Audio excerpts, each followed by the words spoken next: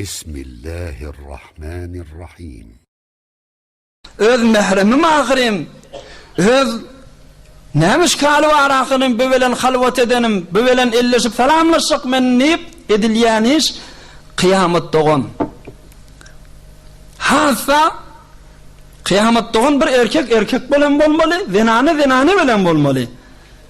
Bir zinana diýişimde men elimden tutdy, men guýdan çykardy, men gaýgydan çykardy, bu men kıyamet doganım. El çeksin bu gurrunlardan. Muhabbetin yürekte ba izinden hayır dua edersin.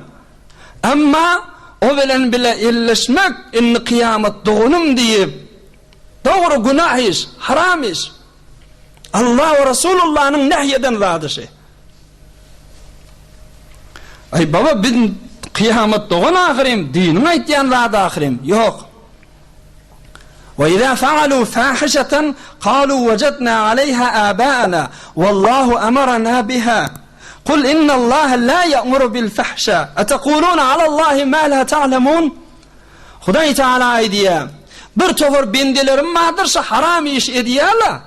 Haram iş edenne, bir fahişe iş edenne, oy ne edýän diýenne, ay bädilimizde şu iş ederdi, nämiş galy bar?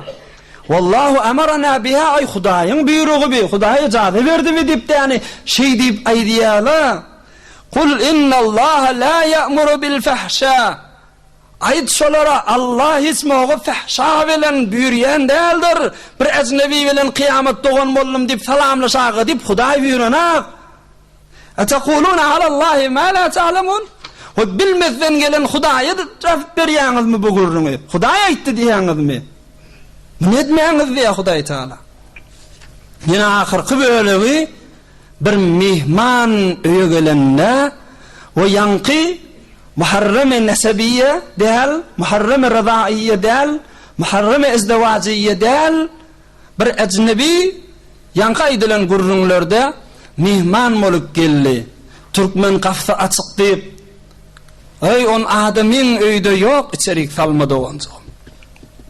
Ey musulman, ayallygyň sen eşitmeli gurrun, öýde ýeködüň, başga erkek ýok, adamyň dosty, adamyň hemkary diýip de ýeködüň bamoga adam salmaýanyňa. Mehmany oňça raýat etmeli zady. Öýde erkek barmy? Ýok diýildi, ýygyna aýtmaly. Barjak bolup durmaly erkegi ýok wagtynda. Hop, zinanan detmeli işi ilerlep içerik gel, çaýsy bol, şamy gel, nahara gelip, hey hamala musulmanlyk etýän ýalyk, sowap etýän ýalyk, ulukon haramy özüni bulaşdyrmasyn musulman dogolla. Gelip diýäni Hudaý saklasyn, şikanel gelýär aramyzda. Nahat bir telekezat. Ýanky mehremliňe hiç biri däl. Şeriatyň bir giňişik eden gellejeň de däl, gelin daýdan da däl.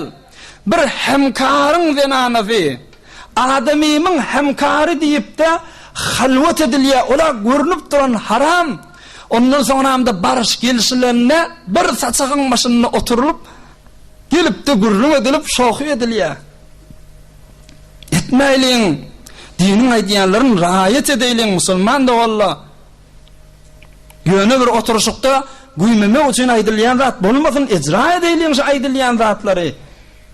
Fakat eşitdik, billik, düşünlik, peýdalanlyk kıyamet gün soralarsa, näme dip meni eşitdiňden soňra etmediň? Aýt günlerde we başga beýleki wagtlarda bir-birine barış geliş, gowrat, gatnaşdyr.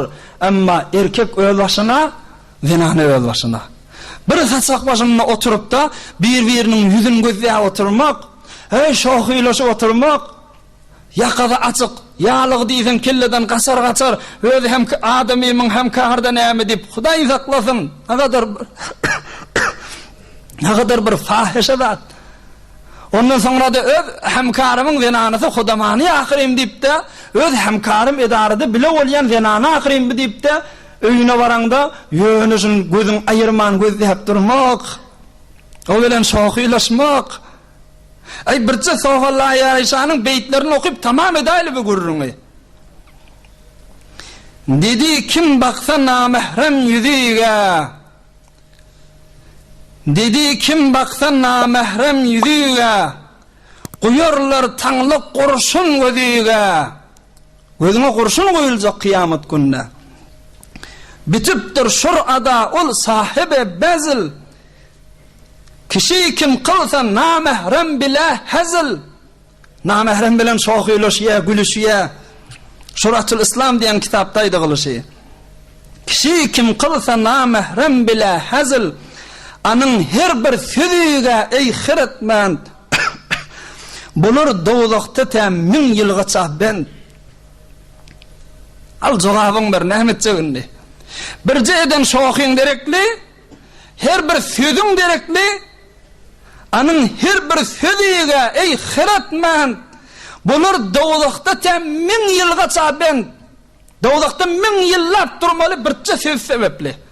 Bu kadar kepleştin, gülüştin, bula ne muhum? Kıyamet günki dado gir ederler, ani şeytan bilen zincir ederler. La in şeytan ki bulgoy düşmene şah, anın birlen bulur medhule dozak.